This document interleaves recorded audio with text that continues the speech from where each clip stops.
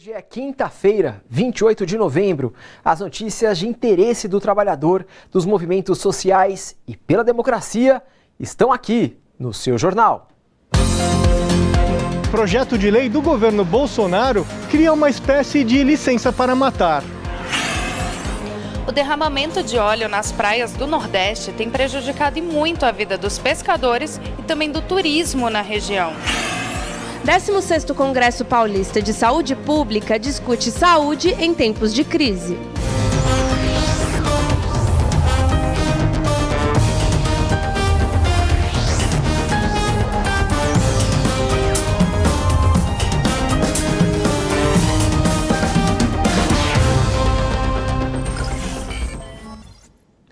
Com o tema Saúde em Tempos de Crise, para além da resistência, foi realizado hoje, em São Paulo, o 16º Congresso Paulista de Saúde Pública. A repórter Daiane Ponte esteve lá. Acompanhe. O acesso à saúde, por meio de um sistema unificado, passou a ser direito social com a Constituição de 88. Entre as regras estabelecidas está o atendimento sem preconceitos ou privilégios de qualquer gênero.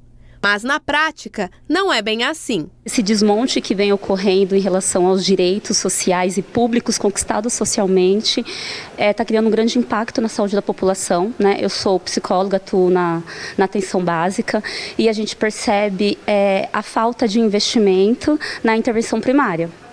E aí o que acontece? Não tendo investimento em serviços de atenção básica, a população adoece e acaba usando serviços de média complexidade. Realizado hoje em São Paulo, o 16º Congresso Paulista de Saúde Pública abordou a dificuldade de acesso à saúde pública de alguns grupos. A Agostinha, enfermeira e ativista, destacou o caso dos moradores de rua, quase sempre esquecidos pelo Estado. A gente percebe a grande dificuldade de acesso, mesmo sendo os serviços que são referências para essa população, mas na hora do atendimento você lida muito com a questão do julgamento de valores, né? E isso dificulta o acesso, isso dificulta o acompanhamento. As mulheres na periferia também sofrem com a precarização. Ruth Alonso, coordenadora do Centro de Defesa e Convivência de Mulheres, explica que a crise no SUS tem piorado essa situação. A crise ela sobrecarrega ainda mais, né, essas mulheres, né, quando elas têm dificuldade de pensar no cuidado de si, no cuidado de seus filhos, não conseguem acessar medicamento. Quando a gente pensa nas próprias modificações que a Lei Maria da Penha tem sofrido nos últimos meses em relação à saúde, a gente também impacta em relação à própria denúncia da violência ou falar sobre a violência no espaço, né, da UBS, por exemplo. Né? Uma das questões levantadas durante o Congresso é que é impossível discutir saúde pública sem considerar a violação de direitos que sofre a população mais pobre, como a falta de moradia e de alimentação. A gente acaba percebendo a rua sendo um local que acolhe todos os descartados da sociedade, né? E mesmo, às vezes, a própria pessoa, né, raras situações, mas que ele vai também na busca de uma outra forma, em outros processos de convivência pelo descarte que ele vem percebendo no seu dia a dia. Para o futuro, eu entendo que teremos muitas lutas e a gente vai precisar se envolver nelas, então abraçá-las, porque, né, pensar sem o SUS, pensar nossa sociedade sem o SUS é pensar que a estratégia de genocídio, né, posta por esses governos e esses grupos poderosos, né, que tentam matar a população negra, as mulheres, a população LGBT, a população pobre, ela vai dar certo. E a gente entende que não vai dar certo, porque a gente vai continuar resistindo. A expectativa de vida do brasileiro ao nascer em 2018 era de 76 anos e 3 meses, de acordo com dados divulgados hoje pelo IBGE, o Instituto Brasileiro de Geografia e Estatística. Essa estimativa vem crescendo desde 1940, quando a expectativa era de apenas 45 anos. e 5 meses. Ou seja, os brasileiros hoje vivem em média quase 31 anos a mais do que em meados do século passado. Segundo o IBGE, esse aumento é justificado por fatores como a queda da mortalidade, desenvolvimento da saúde e da medicina, a melhoria das condições de saneamento básico e a coleta de lixo. Infelizmente, o desmatamento que cresce em ritmo acelerado no Brasil está acabando com os territórios indígenas. Entre agosto de 2018 e julho deste ano, o desmatamento nos territórios indígenas foi 74% maior do que no mesmo período do ano anterior. Os dados são do projeto Monitoramento do Desmatamento da Amazônia Legal por Satélite, programa coordenado pelo INPE, o Instituto Nacional de Pesquisas Espaciais. Os 5 territórios com mais perda de floresta estão no Pará, no norte do país. A terra indígena Ituna-Itatá, localizada na bacia do rio Xingu, é a mais afetada. Só lá, quase 29% do território protegido foi desmatado. Ao todo, segundo o INPE, o desmate no país passa de 10 mil quilômetros quadrados. A anciã Bernaldina José Pedro, conhecida como Vó Bernaldina, veio pela primeira vez a São Paulo para compartilhar as práticas culturais tradicionais de seu povo macuxi. A indígena ficou conhecida internacionalmente entre 2018, quando foi recebida pelo Vaticano pelo Papa Francisco.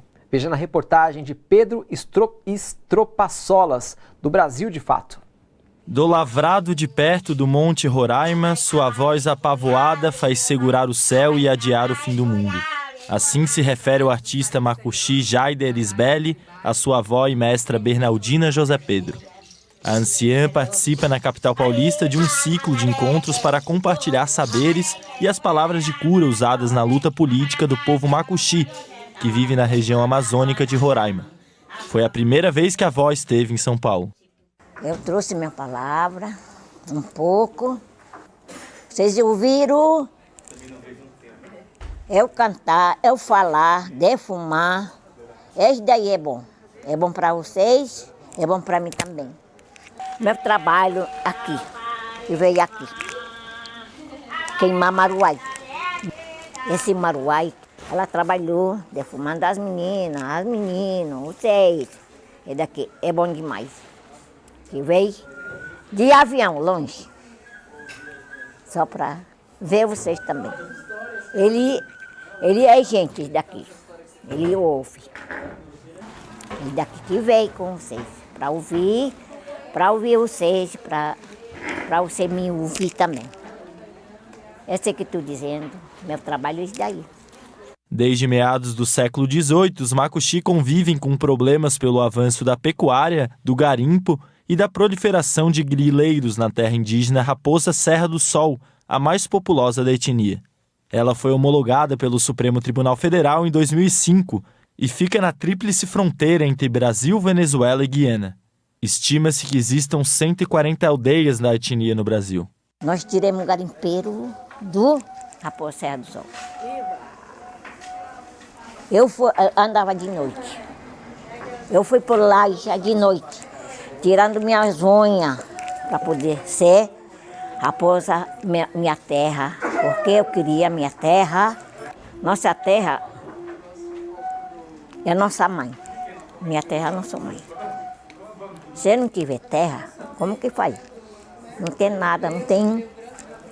Estava dizendo, não tem nada. Não tem aonde a gente plantar.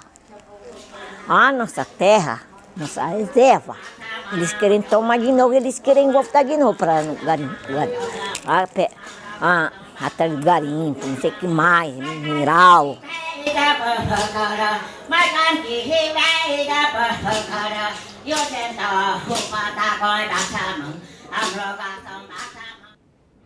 Jair Bolsonaro foi denunciado ao Tribunal Penal Internacional, com sede em Haia, na Holanda, por incitar o genocídio e promover ataques sistemáticos contra os povos indígenas do Brasil. Agora, o tribunal avaliará se aceita a denúncia e abre um processo de investigação. Uma das autoras da carta, a advogada Heloísa Machado, explica que, como está blindado no Brasil por órgãos como PGR e Polícia Federal, Bolsonaro teve que ser denunciado no Tribunal Penal Internacional. A representação foi movida pelo Coletivo de Advocacia em Direitos Humanos, grupo de advogados que atua em casos de interesse público desde 2012, e pela Comissão Arnes, que reúne ex-ministros de Estado e defensores dos direitos humanos. A denúncia dá ênfase a estímulos e omissões do atual governo, que resultam na destruição da floresta amazônica e ataques a povos tradicionais. O comunicado afirma que os incêndios na Amazônia geram um dano ambiental e social de difícil reversão. A menção especial ao episódio conhecido como Dia do Fogo, em 10 de agosto, uma mobilização feita por WhatsApp para produzir incêndios simultâneos em diversos pontos da Amazônia, como forma de chamar a atenção. O episódio é citado como exemplo de efeito da postura de estímulo e omissão estatal do governo. Em conferência internacional organizada pelo governo de extrema-direita de Viktor Orbán, em Budapeste, na Hungria, o secretário de Assuntos de Soberania Nacional e Cidadania, embaixador Fábio Mendes Marzano, disse que uma das principais mudanças conduzidas pelo governo Bolsonaro foi exatamente colocar a religião no processo de formulação de políticas no Brasil. Confira no comentário de João Caires. O embaixador Fábio Mendes, secretário de Assuntos de Soberania Nacional e Cidadania, contrariou, descumpriu a nossa Constituição num evento ocorrido em Budapeste, na Hungria. Evento esse patrocinado pelo governo de extrema-direita de Viktor Orbán. Nesse evento, em sua palestra, ele colocou que o governo de Jair Bolsonaro está colocando a religião como uma política pública. Chega até o absurdo de comentar que as pessoas podem ter a liberdade de religião, inclusive de converter outras. Ou seja, o Brasil é um país onde se tem liberdade religiosa, apesar da gente saber que algumas religiões aqui no Brasil são perseguidas e devem ser protegidas, em especial as religiões de matrizes africanas. Mas o que está acontecendo com esse país? E vamos virar chacota internacional. O Brasil está aliando com o que tem de pior, de fundamentalista. A mesma coisa, o Estado Islâmico acredita que a religião deles é a mais importante, então todo mundo tem que ser islâmico. Aí um cristão acha que o cristianismo é o mais importante, então todo mundo tem que ser cristão, assim, misturando as coisas. Por isso que a nossa Constituição defende o Estado laico, para que você, independente de que religião siga, você tenha a liberdade de poder prestar seu culto na sua igreja, no seu altar, onde quer que seja. Então você tem a liberdade para fazer isso. Religião tem que ser tratada em casa, é uma questão de cunho pessoal e não de cunho de política pública. A política pública para a religião é que se permita, e não se proíba nenhum tipo de culto. Que as pessoas respeitem a religião de cada um. Mas infelizmente esse embaixador diz que está seguindo as ordens do governo Jair Bolsonaro, porque nesse governo estão se implantando isso. Então temos que repensar muita coisa e condenar essa atitude. Os cristãos têm a sua igreja, os islâmicos também têm as suas mesquitas, os judeus têm as suas sinagogas, os umbandistas, os candomblecistas têm os seus centros, e assim vai. Todas as religiões têm o direito de fazer o que acharem melhor, não prejudicando ninguém, tendo a sua fé, que é uma questão pessoal. Não podemos admitir que o embaixador brasileiro fale tal coisa num evento internacional. CPI quer ouvir ministros e autoridades para saber o que o Estado está fazendo para minimizar os efeitos que o vazamento de óleo no litoral brasileiro está causando na vida dos pescadores. Nós mostramos essa discussão já já. Depois do intervalo, o seu jornal volta no minuto.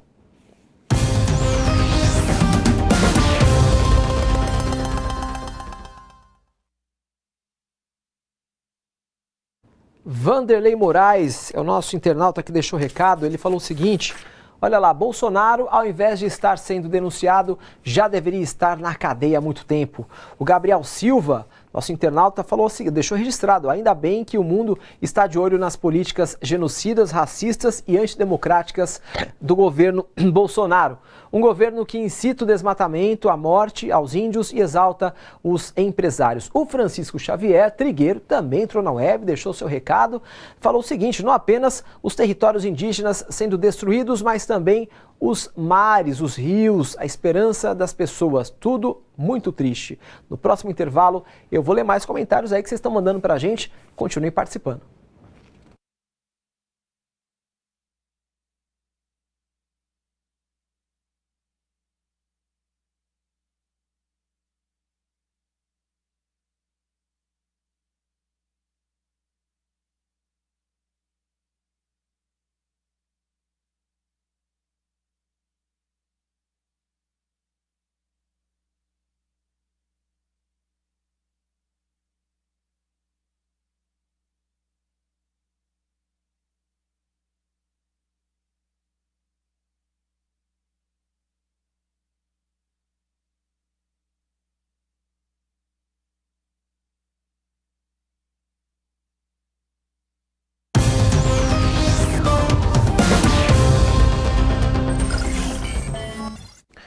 A Comissão Parlamentar de Inquérito da Câmara dos Deputados quer investigar o derramamento de óleo nas praias brasileiras. Quer ouvir ministros e outras autoridades para saber quais medidas estão sendo tomadas para acabar com esse vazamento. O crime ambiental e os efeitos dele na vida dos pescadores foi tema de uma audiência pública em Brasília. A repórter Camila Piacese acompanhou. Mais de 140 mil pescadores foram afetados pelo derramamento de óleo no Nordeste brasileiro. Eles estão sem trabalho, sem alimentos e enfrentando uma série de doenças. A gente estamos assim, sem ação, sem ter como trabalhar, sem ter como nos sustentar. A gente precisa de uma indenização, né? Um plano de indenização para que a gente possa nos erguer, porque tão cedo nós não vamos poder mais pescar, exercer nossa profissão de pescadores e pescadora. O Brasil ele tem em torno de 1 milhão de pescadores, mais ou menos. Desse 1 milhão, isso significa 1 a cada 200 brasileiros é pescador artesanal. Eles têm uma renda muito baixa, normalmente a renda deles varia entre 300 a 400 reais. Isso significa que eles ganham por semana em torno de 70 reais por semana e trabalham eminentemente em torno de 60 a 100 horas semanais de trabalho, em condições bastante precárias nas condições de trabalho. O derramamento de óleo no Nordeste foi o assunto da audiência pública da Comissão Externa da Câmara dos Deputados. Olha, essa comissão externa, ela foi criada por pressão da sociedade e dos parlamentares. Tem um papel de contribuir e cobrar uma investigação e que haja uma punição a esse crime ambiental ocorrido no Brasil. A gente faz audiência, vem técnicos com boa vontade, mas os principais responsáveis, como o ministro do Meio Ambiente, como o governo e a área econômica, nenhuma medida tomaram até o momento, a não ser visitas e fotos de uma vez ou duas. O ex-ministro da Pesca do governo Lula está preocupado com a situação do Nordeste, principalmente porque o Nordeste é o destino preferido dos brasileiros no período de férias. A situação vai prolongar por mais tempo, não é uma coisa de um dia para o outro, nem daqui 2, 3 meses, mas nós vamos ter consequências de óleo em todo o litoral brasileiro. E aí a nossa grande preocupação, como é que essas comunidades todas que vivem do mar, como é que vai tratar esse assunto? Porque tem uma perda na questão da qualidade do alimento, porque tem contaminação. O pedido de impeachment do ministro do Meio Ambiente, Ricardo Salles, foi encaminhado hoje à Procuradoria-Geral da República pelos deputados Célio Studer, do PV do Ceará, e Rodrigo Agostinho, do PSB de São Paulo. Na notícia crime, os deputados argumentam que Salles cometeu crime de responsabilidade ao não apresentar respostas sobre as manchas de óleo que poluem as praias brasileiras. O ministro tinha até o último dia 22 para responder aos esclarecimentos pedidos oficialmente por parlamentares, mas não o fez. Cresce no Brasil a perseguição do governo Bolsonaro contra trabalhadores rurais sem terra. A interrupção da reforma agrária, desocupações e planos de criminalização põem em alerta o MST, o maior movimento social da América Latina. A reportagem é de Inácio Lemos, da Telesur. A Constituição brasileira estabelece que as terras do Estado sejam destinadas prioritariamente à reforma agrária. Há 4 anos, uma área pública do Paraná, onde funcionava ilegalmente uma empresa, foi ocupada pelo movimento dos trabalhadores sem terra, para dar lugar ao acampamento Maria Rosa do Contestado. As negociações para a concessão de um novo espaço para as famílias estavam encaminhadas, mas o golpe de 2016 mudou a conjuntura. As pesquisas indicando que, uma vez prendendo o presidente Lula, quem seria eleito seria esse que está aí, né? O Bolsonaro, que é tudo que... Nele se resume tudo que há de ruim, né? Acho que no ser humano, né? Uma pessoa totalmente despreparada, né? Para assumir um cargo desse aí.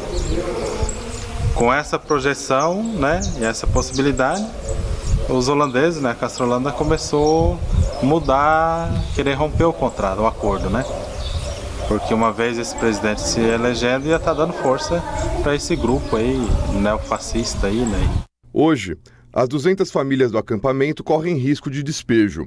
Diante da cumplicidade do governo com o agronegócio, o destino do sem terra pode ser a ocupação de áreas inadequadas para a moradia, no campo ou na cidade. Se esse despejo for feito, essas famílias nossas, onde que nós vamos botar essas famílias?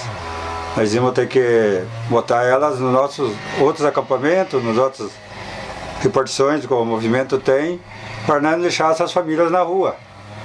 Porque hoje, nessa conjuntura que nós estamos, com esse governo aí, é perigoso, mas nós estamos aqui dentro com bastante resistência, com as famílias que estão aqui dentro. Enquanto isso, Bolsonaro prepara um projeto que daria direito para a reação à bala diante da ocupação de uma propriedade privada. Além disso, planeja decretar a autorização de intervenção federal nas retomadas de terras, o que coloca em risco a reforma agrária e suas práticas agroecológicas. Aqui eu planto, né, medicina, plantamos melhoral infantil, né, e penicilina também, remédios, né, para enxaqueca, batata Yacon, que é excelente para pressão também, e muitas coisas que livram a gente de a gente ter que gastar para a farmácia e ainda ganhar pouco, né?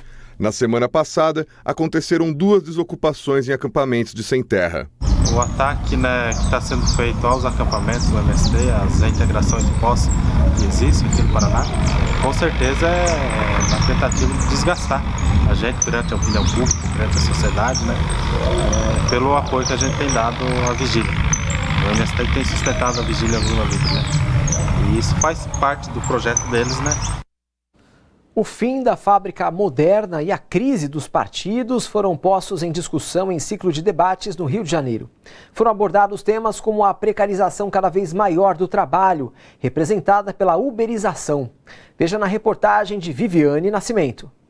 A atual configuração do mundo do trabalho e das organizações políticas foi o tema do debate realizado pelo Instituto Brasileiro de Estudos Políticos. Mediando a mesa, Márcio Postman falou sobre a dificuldade de identificação do trabalhador com uma categoria profissional específica e a incapacidade de regulação do trabalho por parte do Estado nesse momento de um capitalismo comandado pelas grandes corporações. Eu trabalho no Uber durante o dia, à noite eu trabalho como garçom, final de semana sou segurança. O que você é? Qualquer coisa.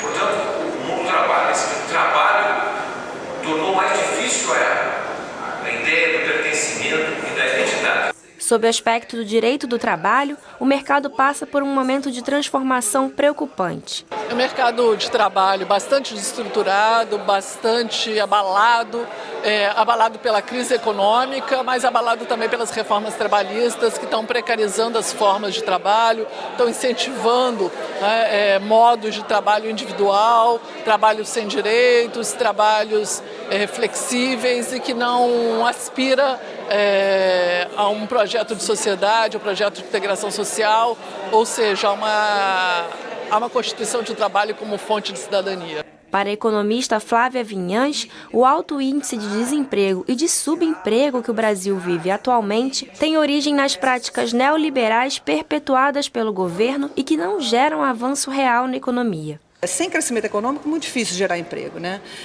E emprego de qualidade você precisa, para além de crescimento econômico, um arcabouço regulatório que garanta os direitos trabalhistas, né? E na verdade, o crescimento econômico, a geração de emprego são fundamentais também para o crédito, são fundamentais para o consumo das empresas. Então, para a economia poder crescer, você precisa desses pré-requisitos, né? Mesmo com o cenário adverso, há esperanças na capacidade de reação democrática para reverter a situação. O Brasil é um país da América Latina que tem uma capacidade de bloqueio do neoliberalismo e do capitalismo selvagem que vem junto com essa onda ideológica neoliberal. Não são questões que vão ser resolvidas a curto prazo, mas a energia política já está viva nas ruas, já está viva nas palavras, né, dos grandes formuladores das políticas de esquerda no Brasil e está presente num debate, num plenário, né, como este aqui. O Entrevistas de hoje recebe o bispo emérito de Blumenau, Dom Angélico Sândalo Bernardino.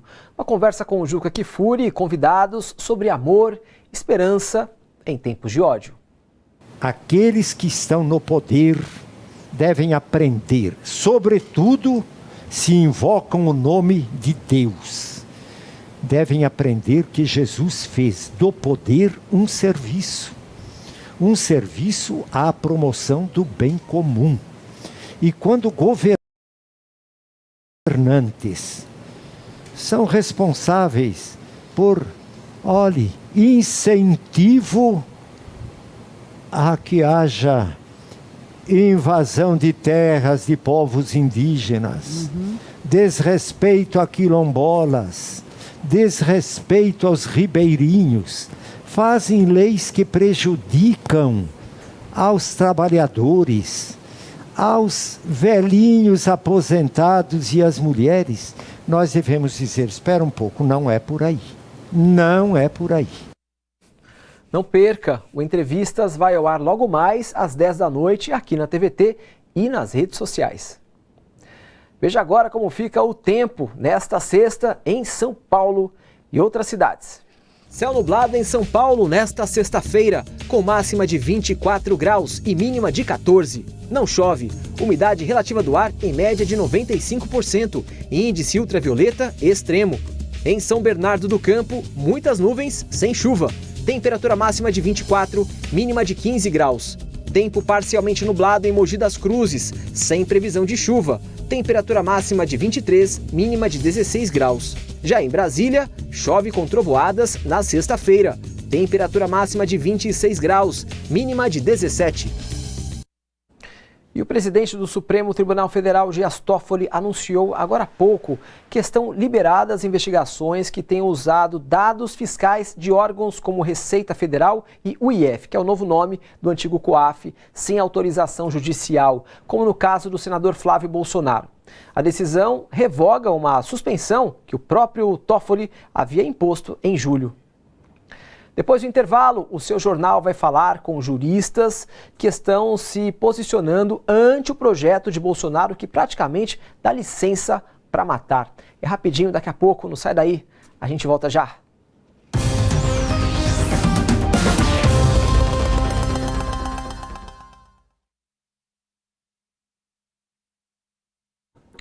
Lívia Mara Malaquias é nossa internauta que deixou recado. Parece que Salles já sabe que não vai ser responsabilizado pela sua incompetência no Ministério do Meio Ambiente, por isso nem se preocupa em dar respostas às autoridades. A Maria de Fátima Leal, nossa participante assídua, né, Maria? Sempre está participando aqui, falou assim, a reforma agrária é prevista na Constituição desde que as terras sejam improdutivas. No final do jornal, eu leio mais comentários que vocês gentilmente mandam para cá, participando aqui do seu jornal. Espero o seu comentário daqui a pouquinho.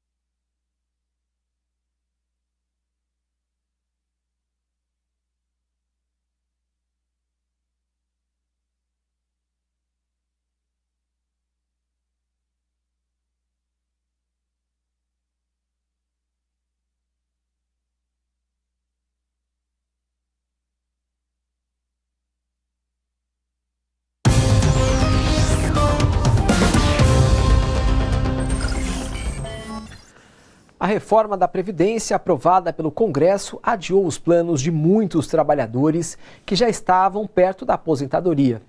Veja na reportagem da Rede Minas.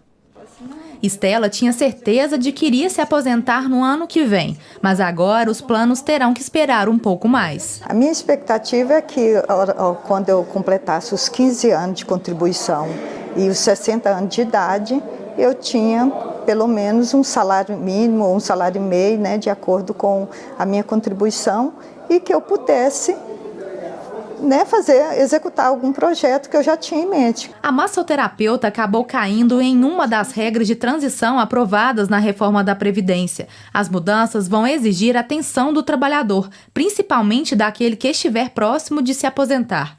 Para os trabalhadores da iniciativa privada e das estatais, são 4 regras de transição, que incluem, em alguns casos, a idade mínima de aposentadoria e o tempo de contribuição. O caso de Estela se encaixa na regra de aposentadoria por idade. Antes, a idade mínima para se aposentar era de 60 anos no caso das mulheres e 65 anos no caso dos homens, além do tempo mínimo de contribuição de 15 anos. Agora, a idade mínima para as mulheres subirá 6 meses por ano até chegar a 62 anos em 2023. As formas de passagem entre as atuais aposentadorias e o novo regime previdenciário acabaram pegando de surpresa muita gente que já planejava parar de trabalhar. Outra regra de transição se dará por meio do sistema de pontos e, segundo a Secretaria da Previdência do Ministério da Economia, ela será um meio mais rápido de acesso ao benefício para a maioria dos trabalhadores do país. A pessoa vai ter que ter tempo de contribuição somado à sua idade e atingir um número de pontos.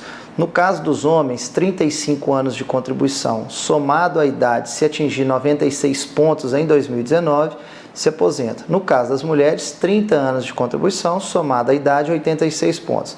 O grande problema é que a cada ano aumenta-se 1 ponto. Então, a partir de 2020, serão 97 para os homens, 87 pontos para as mulheres, sucessivamente até chegar a 105 para os homens, 100 pontos para as mulheres. Essa regra será aplicada para trabalhadores que ainda estão distantes de preencher os requisitos de tempo de contribuição ou de idade mínima para a aposentadoria.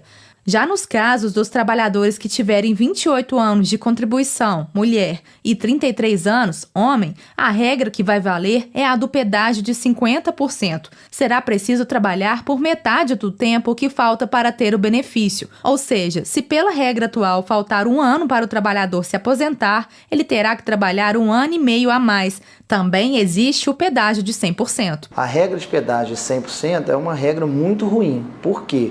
Porque o homem precisa ter 60 anos de idade e a mulher precisa ter 57 anos de idade. E o homem precisa ter 35 anos de contribuição e a mulher precisa ter 30 anos de contribuição. Porém, eu não vejo como sendo uma regra de transição que seja vantajosa para o cidadão. Porque se ele vai chegar aos 70 anos de idade para poder se aposentar, ele está alongando por demais a sua aposentadoria. Talvez é preferível ele cumprir a regra dos pontos. Para garantir que a tão sonhada aposentadoria não vire um problema, a ajuda de um especialista é fundamental. Em algumas situações, por exemplo, a pessoa pode pagar parcelas em atraso de contribuições previdenciárias que não foram realizadas e melhorar o valor do seu benefício. Então é importante que ele faça um planejamento previdenciário daqui para frente, para que ele saiba o quanto pagar e mais ou menos a época em que vai se aposentar. É esperar para ver, né? Mas que é frustrante e não só para mim.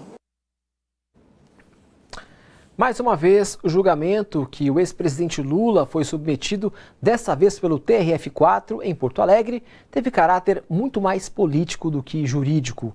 A avaliação é de Tânia Oliveira, da Associação Brasileira de Juristas pela Democracia. Ficou evidenciado novamente, segundo ela, que Lula é vítima de lawfare.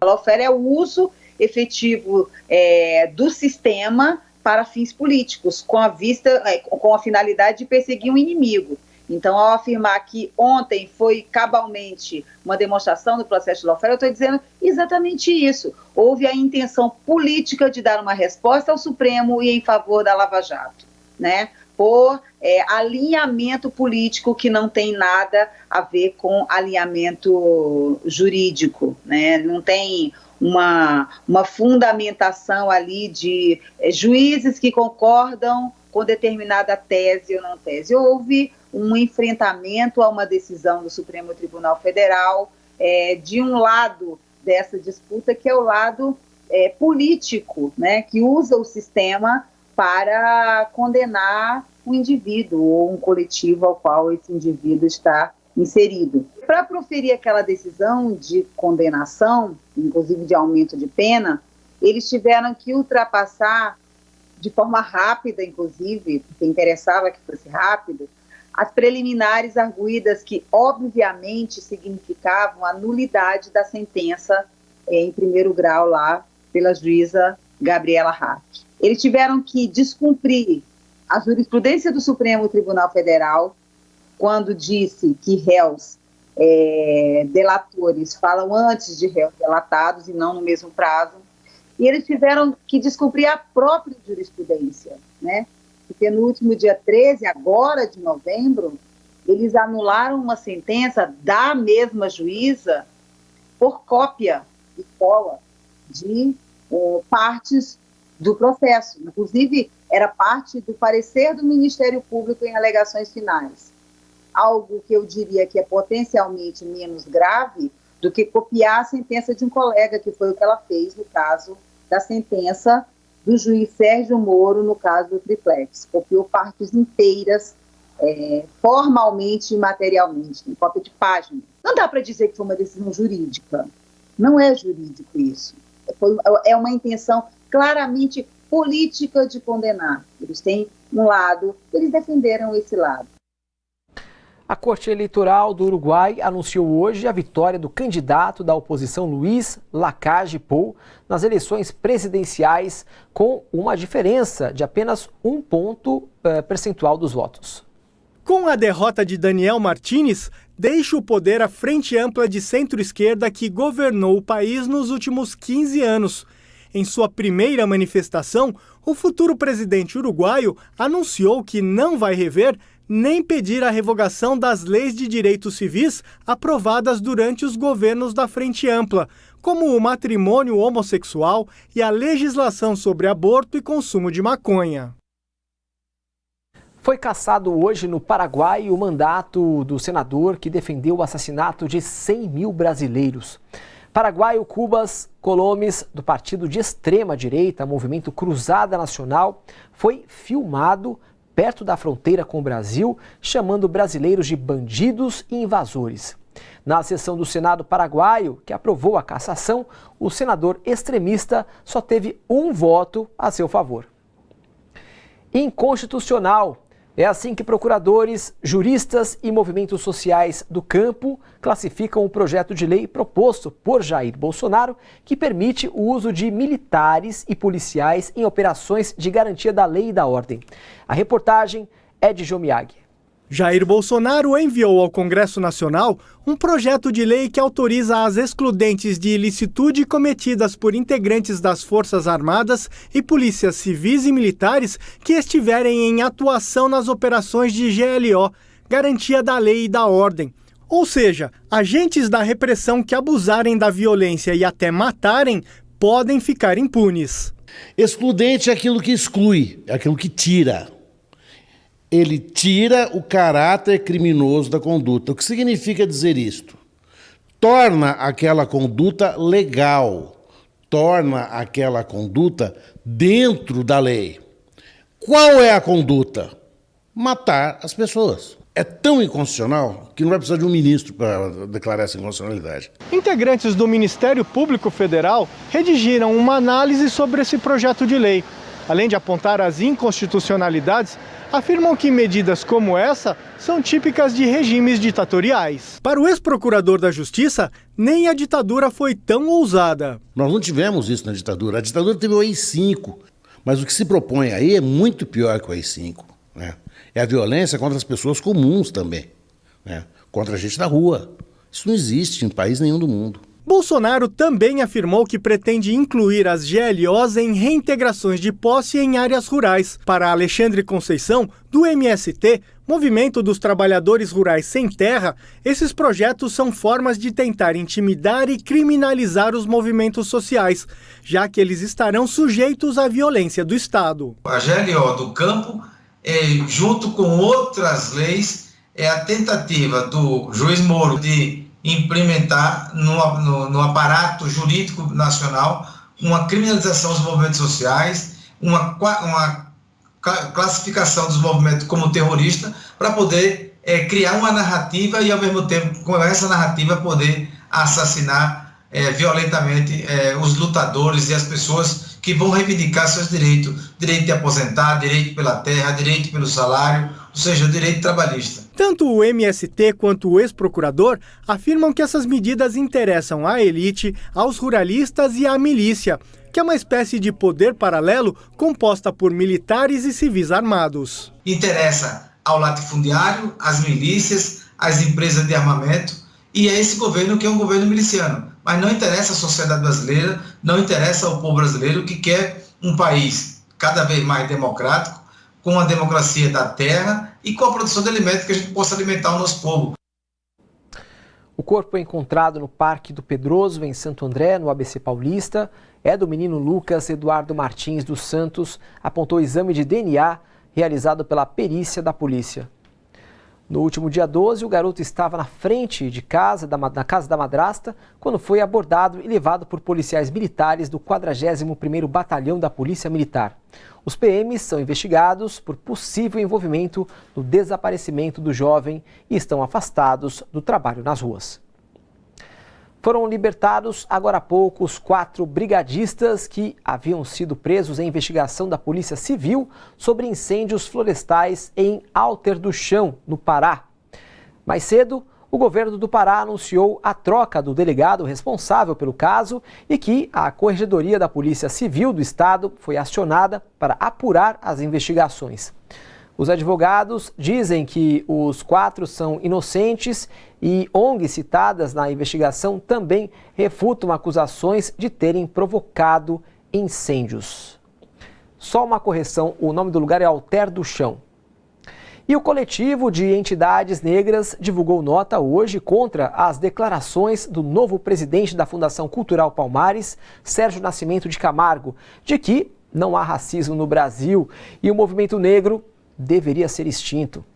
No documento, o Conselho exige a imediata renúncia ou a exoneração do presidente da Fundação Cultural Palmares e avisa que, se não for atendido, ingressará com um pedido de ação civil pública nos órgãos competentes para que Sérgio Nascimento de Camargo seja enquadrado nos termos da improbidade administrativa, devido aos seus atos racistas. Em outro documento, também divulgado hoje, 5 ex-presidentes da Fundação Palmares afirmam que negar o racismo no Brasil, a discriminação e as conquistas da comunidade negra contraria os princípios elementares dos direitos humanos. O Centro Acadêmico 11 de Agosto da Faculdade de Direito da USP elegeu pela primeira vez em seus 116 anos de existência uma estudante negra como presidente. Letícia Chagas, de 19 anos, cuja mãe foi empregada doméstica, entrou pelo sistema de cotas na Faculdade de Direito do Largo de São Francisco, de onde vieram também ex-presidentes como Jânio Quadros e Washington Luiz, além de intelectuais, caso de Hilda Hist e Antônio Cândido. Letícia toma posse hoje. O centro acadêmico é responsável pelo repasse de verbas e manutenção de entidades como a Casa do Estudante, Moradia Estudantil da Faculdade e o departamento que presta auxílio jurídico para a população de baixa renda. Hoje, 28 de novembro de 2019, você acompanhou aqui no seu jornal. O projeto de lei do governo Bolsonaro cria uma espécie de licença para matar. O derramamento de óleo nas praias do Nordeste tem prejudicado e muito a vida dos pescadores e também do turismo na região. 16º Congresso Paulista de Saúde Pública discute saúde em tempos de crise.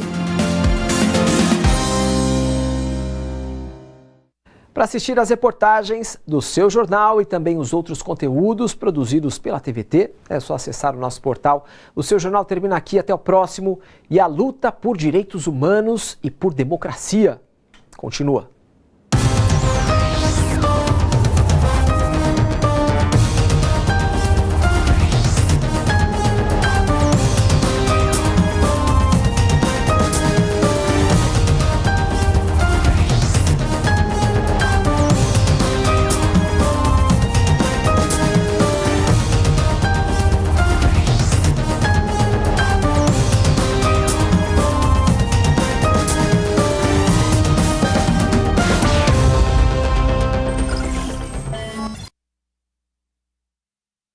Muito bem, pessoal, hora de ler as mensagens que vocês mandam para cá. O Joel Bandeiras falou o seguinte: no governo Bolsonaro, até agora não teve uma reforma feita para ajudar o povo, e quando dizem que é para ajudar, o efeito só vai ser visto em 10 anos ou mais. O Ivan Moraes também deixou recado, falou o seguinte: o povo do Chile lutou, está lutando pelos seus direitos e já está conseguindo uma nova constituinte.